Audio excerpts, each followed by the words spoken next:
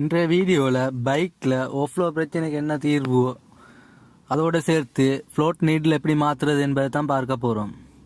இந்த வண்டியில் பார்த்தீங்கன்னா அடிக்கடி பெட்ரோல் ஓஃப்ளோ ஆகுது. ஒரு 6-7 மாதமாக பார்த்தீங்கன்னா எந்த மெயின்டெனன்ஸும் பண்ணலை. இந்த டூல்ஸை பயன்படுத்தி தான் இந்த வண்டியை இப்போது நான் சரி செய்ய போகிறேன்.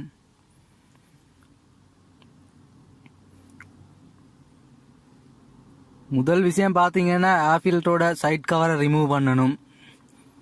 அந்த இடத்துல ஒரு 8ஆம் நம்பர் போல்ட் கொடுத்துருப்பாங்க, அல்லது ஒரு ஸ்க்ரூ ஆணி இருக்கும், அதை ரிமூவ் பண்ணுங்க. அப்புறம் கப்பை இழுத்தெடுத்துன்னு சொன்னால் வரும்.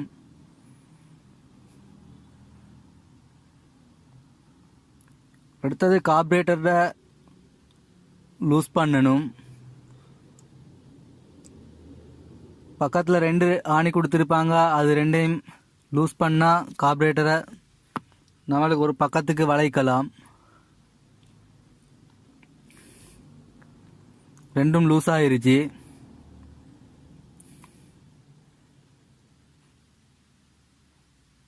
இப்போ பார்த்தீங்கன்னா கார்பரேட்டரில் கீழ்ப்பாதியில் 3 ஆணி கொடுத்துருப்பாங்க, ஸ்டார் ஸ்க்ரூ. அது 3ஐயும் ரிமூவ் பண்ணணும். இப்போ அது 3ஐயும் ரிமூவ் பண்ணியாச்சு. ஃப்ளோட்டரோட கப்பை வெளியே எடுக்க போகிறோம்.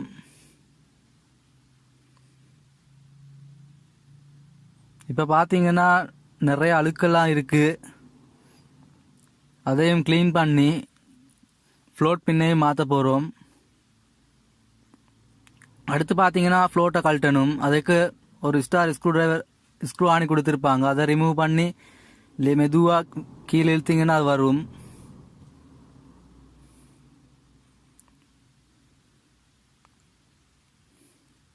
அடுத்தது ஃப்ளோட் பின்னையும் நான் புதுசாக வாங்கியிருக்கிற ஃப்ளோட் பின்னையும் ஒன்றுக்கு வச்சு பார்க்குறோம்.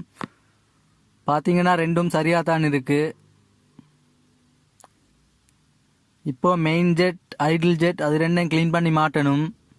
நான் இப்போ அது ரெண்டையும் ஆல்ரெடி க்ளீன் பண்ணி மாட்டிட்டேன்.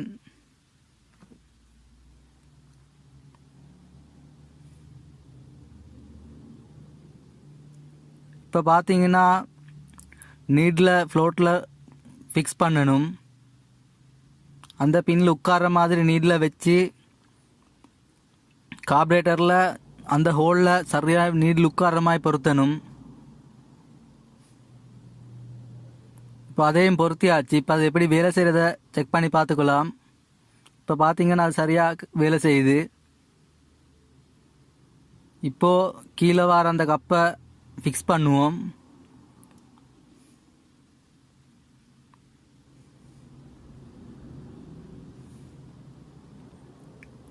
இப்போ கப்பையை மாட்டியாச்சு. இப்போ அதுக்கு வர ஸ்க்ரூ ஆணி 3ஐயும் போட்டு அதை இருக்கலாம்.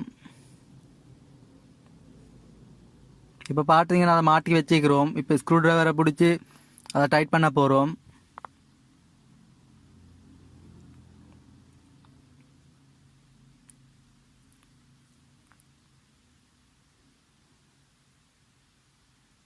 இப்போ பார்த்தீங்கன்னா கார்பரேட்டரை ஏர் கிளீனர் ஹோஸில் சரியாக உட்கார வைக்கணும். முன்பக்கத்தில் பார்த்தீங்கன்னா ஒரு ஃபெதர் கொடுத்துருப்பாங்க, அதில் சரியாக உட்காரணும். ஃபெதர்லேயும் சரியாக உட்காந்துருச்சு. அவ்வளோதான் இந்த வீடியோ பிடிச்சிருந்தா லைக் பண்ணுங்கள், கமெண்ட் பண்ணுங்கள், மறக்காமல் சேனலை சப்ஸ்கிரைப் பண்ணுங்கள். நன்றி.